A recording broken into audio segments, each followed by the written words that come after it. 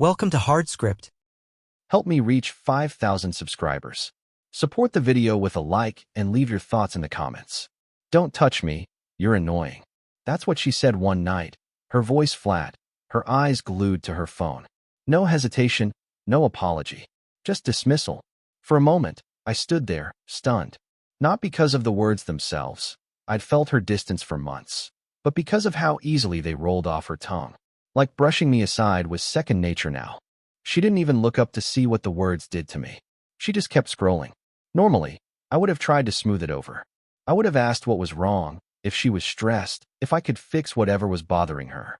That had been my pattern, absorbing her indifference, convincing myself it was temporary, that the warmth would come back. But this time was different. I didn't argue. I didn't ask. I didn't even sigh.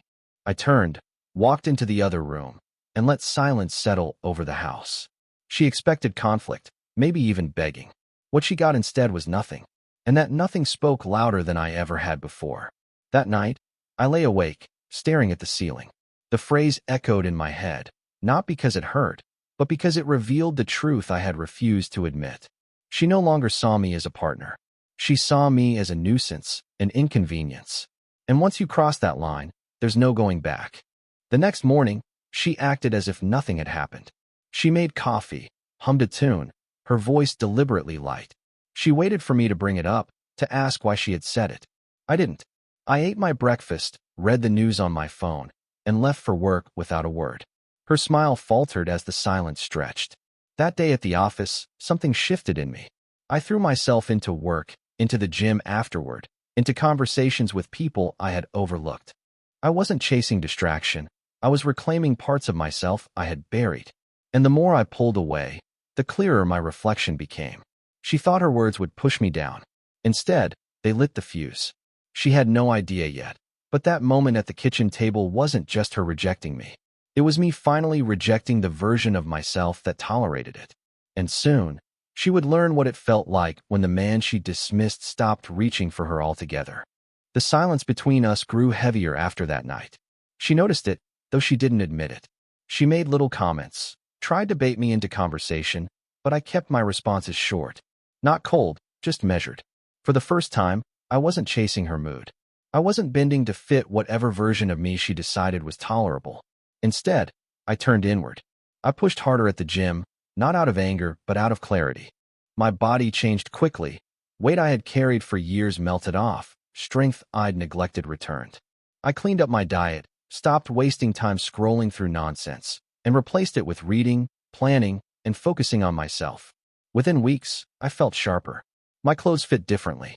My shoulders squared, my energy steadied. People at work noticed. A coworker said I looked like I had found a second wind.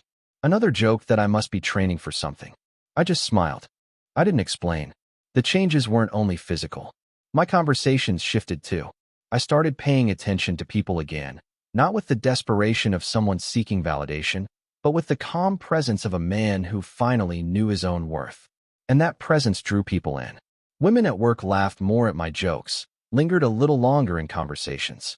At the gym, I caught glances in the mirror that weren't directed at themselves, but at me. I didn't chase it. I didn't need to. But I noticed.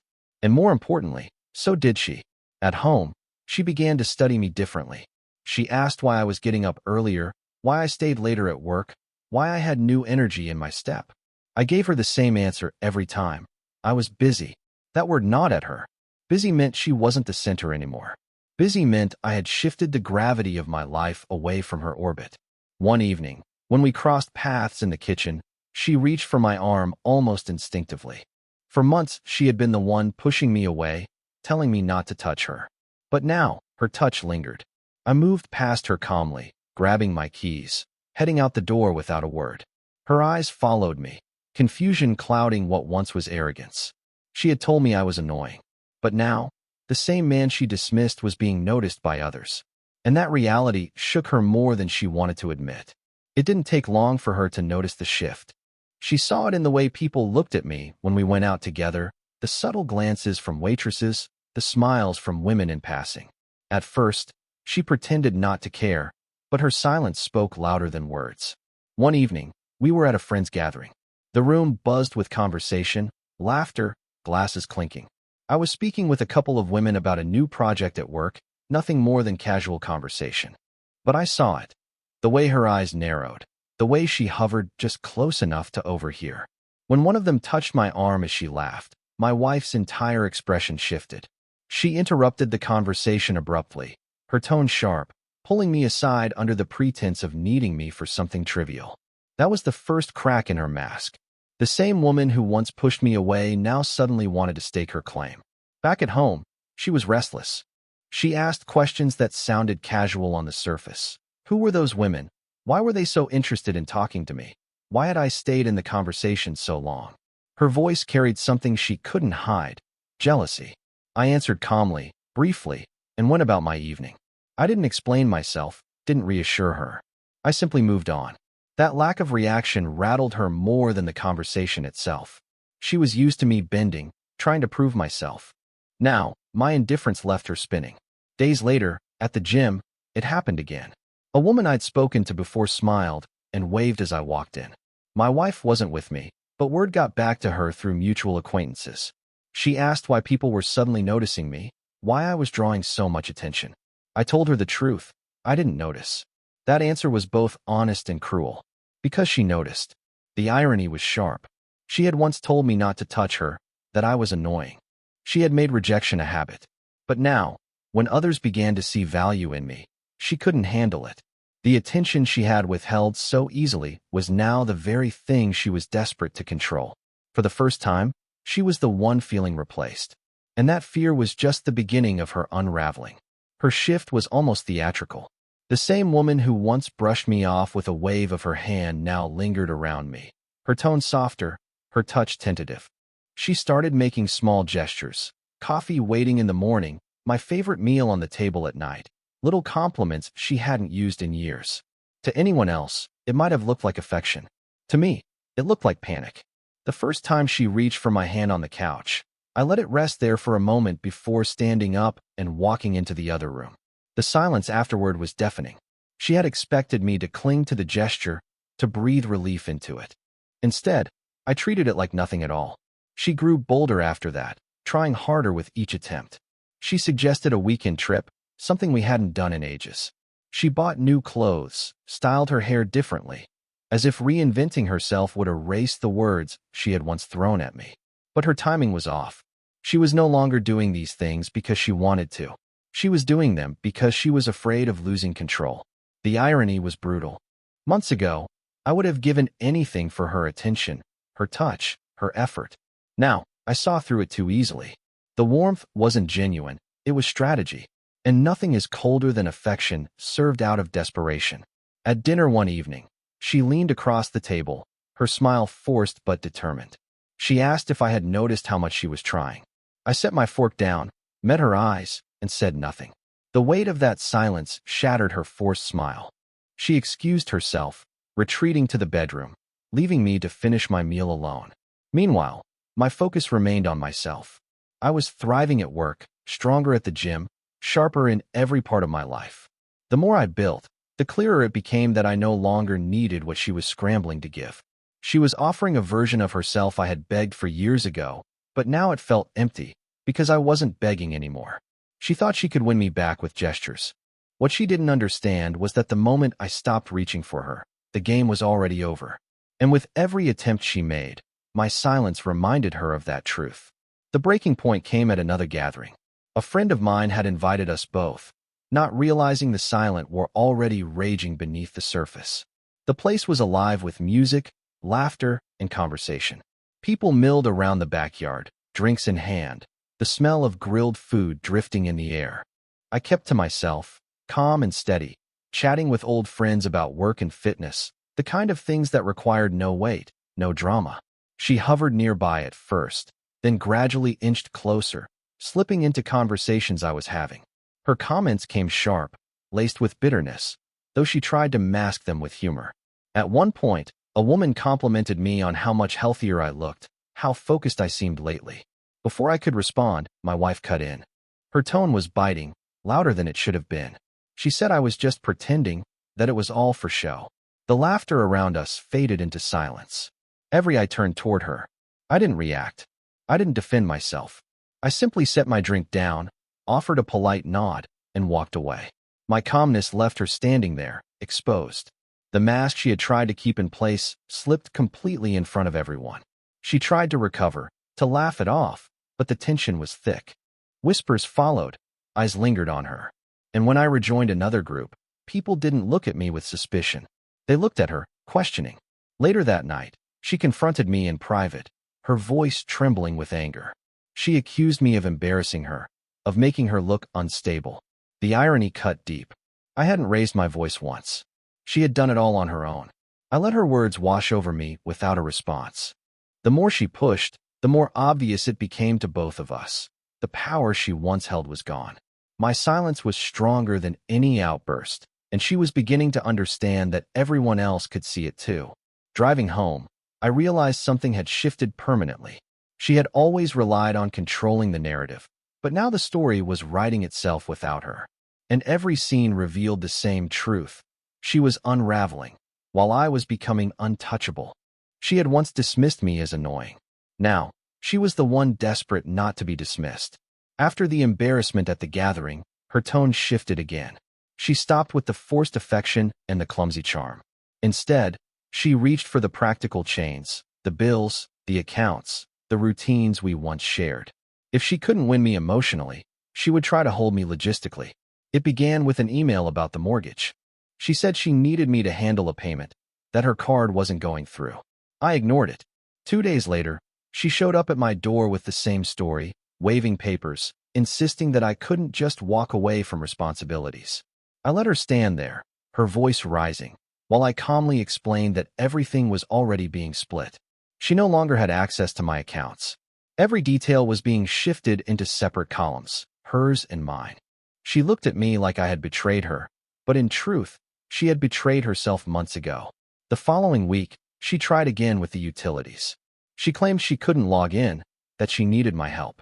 I made one call, transferred everything into my name, and shut the door she thought she could still use. She realized then that her leverage was gone. She stormed off, but it wasn't power in her stride, it was panic. Meanwhile, my life was becoming sharper. The apartment was cleaner, lighter, free of clutter. I rearranged everything, filled the space with things that mattered to me alone. No ghosts, no shadows, no weight dragging behind me. Friends began to notice the difference. They said I looked more alive, more focused, like I had shed years and weeks. And maybe I had. Not just in appearance, but in the way I carried myself. I wasn't tied to someone else's chaos anymore. She, on the other hand, was unraveling further. I heard she had borrowed money from her sister, that she was telling people I had abandoned her. But those stories didn't stick. People had already seen the cracks for themselves. They had watched her spiral in public, while I stood unshaken. She once told me not to touch her, that I was annoying. Now she was the one grasping for any thread that tied us together. And one by one, I cut them all. She thought finances would keep me bound. What she didn't realize was that I had already paid the price of freedom. Her next move was predictable. When she realized money and obligations no longer tied me to her, she reached for the last thing she thought still held power, seduction. It happened late one evening. She showed up at my door unannounced, dressed carefully, the kind of dress meant to remind me of the nights when everything between us was easy. Her perfume lingered in the air before she even spoke. She smiled softly, asked if she could come in, her voice lower, calculated. I let her inside, not out of interest, but because I wanted her to see the truth. The apartment was stripped of her entirely. No photos, no traces, no sign she had ever belonged here. She sat down on the couch like it was still hers, crossing her legs slowly, leaning back with practiced ease. She began with small talk, her tone lighter than it had been in months. She laughed at memories, reminded me of trips we'd taken, nights we'd shared. When I didn't respond, she shifted. She leaned closer, brushed her hand against mine, let it linger. Her eyes searched mine for a spark of the man she once controlled so easily. But there was nothing. My face stayed calm, my posture steady. I stood, walked to the kitchen, poured myself a glass of water, and returned without a word. She forced a laugh, tried again, this time with words. She whispered that she missed me, that she still loved me, that we could fix things. I set the glass down, looked at her once, then at the door. That was all it took. Her smile faltered. She understood. For years, she had used intimacy as both weapon and reward, giving and withholding at her will. But now, stripped of that power, she was left exposed. She tried to mask the panic behind one last smile, but it was fragile, brittle. She stood slowly, adjusted her dress, and walked toward the door.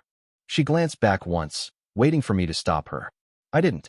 The door closed softly behind her, leaving nothing but silence. She thought desire could tether me back to her. But the truth was brutal. Once respect is gone, touch means nothing. And for the first time, she saw it wasn't her rejection that defined me anymore, it was mine. When intimacy failed her, she turned to poison. Not in the form of words whispered to me, but in the words she scattered to others. Suddenly, people I hadn't spoken to in months were reaching out, their questions laced with the residue of her stories. She told them I had grown arrogant, that my focus on myself was nothing but vanity. She claimed I had abandoned her, that I had treated her coldly without reason, that I had been distant long before the dinner, long before the rejection. To some, she even hinted that there might be another woman. I didn't answer any of it. I didn't defend myself. When people asked, I simply smiled and changed the subject. My silence did what her words never could. It forced people to compare. They saw her unraveling, frantic and scattered, while I stood calm, steady, almost untouchable. At a colleague's party, it came to a head. She was there, uninvited but determined, cornering anyone who would listen. She spoke about me with the conviction of someone rehearsing a role, painting herself as the victim of my supposed coldness. People listened politely, but when I walked into the room, their eyes told the truth. They saw the difference. I didn't engage. I greeted others, spoke lightly about work and travel, carried myself with the same composure I had built over months. The contrast was undeniable. Her voice trembled with desperation. Mine never needed to rise above calm. And when I left that night, it wasn't me people whispered about, it was her. Friends began to distance themselves from her, not because of me, but because they were tired of the contradictions. Each story she told collapsed under the weight of the last. She had tried to cage me with lies, but all she did was expose her own instability. The irony was sharp. She once dismissed me with a laugh, calling me annoying, unworthy of even her touch. Now she was the one clawing for relevance, her words bouncing back at her, leaving her more isolated than ever. I didn't need to lift a finger. I didn't need to defend myself. She destroyed her own reputation with every rumor she spread. And all I had to do was remain silent long enough for the truth to show itself. The rumors had burned out. By then, everyone she tried to sway had already seen through her, and the only thing left was the silence of people who no longer believed her stories. That silence drove her back to me. It was late one night when the knock came. Not sharp, not demanding, soft, almost pleading. I opened the door to find her standing there in the clothes of someone who hadn't slept, her eyes tired, her voice low. She asked if she could come in. For a moment, I studied her. She looked smaller than I remembered, stripped of the arrogance that once shielded her. I let her inside, but only because I wanted her to see what she had lost one last time. The apartment was calm, ordered, every piece of it shaped by me alone. No trace of her. She noticed instantly, her eyes drifting across the walls, the furniture, the absence. She started talking about regret, about mistakes, about how she hadn't realized what she was doing until it was too late. Her voice cracked, carrying the weight of someone desperate to rewrite history. She reached for my hand, her fingers trembling as they touched mine. She whispered that she still loved me, that she wanted another chance. Her words might have broken me once, but not now. I pulled my hand away and leaned back, silent. The silence stretched so long it became unbearable for her. Finally, I told her the truth, not with anger, not with cruelty, but with calm precision. I said this wasn't about love anymore. It was about respect. And when she had told me not to touch her, when she laughed at me, when she dismissed me, she erased that respect forever. Without it, there was nothing left to rebuild. Her face collapsed at those words. She searched for a counter, for a plea that might still work, but none came. She asked if this was really the end. I didn't answer. I stood, walked to the door, and held it open. She hesitated, her eyes shining with a mixture of anger and sorrow, but in the end, she stepped out. The door closed behind her, soft and final. And in that silence, she finally realized that I hadn't just walked away from her. I had risen beyond her reach. The last time I saw her face was in the reflection of the closed door. She stood there for a moment, waiting, hoping I would open it again. But I didn't. The lock clicked, and with that sound, everything between us ended. After that night, the silence was complete. No more late calls, no more sudden visits, no more attempts at seduction or rumors. She had tried every weapon she thought she had, and when none worked, she was left with nothing but herself. And that was the one thing she couldn't escape. Meanwhile, my life unfolded in ways I hadn't expected. The gym wasn't just a place to escape anymore. It became a sanctuary. Work didn't feel like routine. It felt like growth. New people entered my orbit, drawn not by desperation, but by the calm certainty I carried now. The same calm that had once been dismissed as annoying was now a strength others respected. At a company event months later, someone asked if I was seeing anyone. I smiled, shook my head, and left it at that. I wasn't in a rush. For the first time in years, I didn't need validation from anyone. I was enough. That realization was more powerful than anything I had gained physically or professionally. Through mutual acquaintances, I heard bits of her story. She was quieter now, less visible. Some said she had moved back with family. Others said she spent her time avoiding the very people she once tried to impress. Her name came up less and less, fading into the background. And that was fitting. She had written her own ending long before I ever closed that door.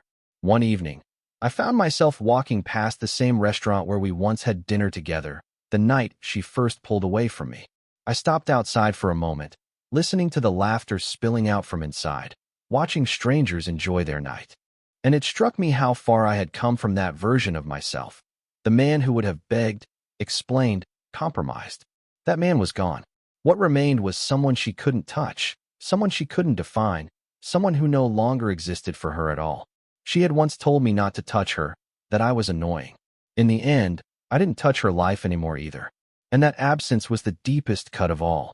Because silence doesn't just end things, it echoes. Support the channel by liking, commenting, and subscribing. I promise even more interesting stories.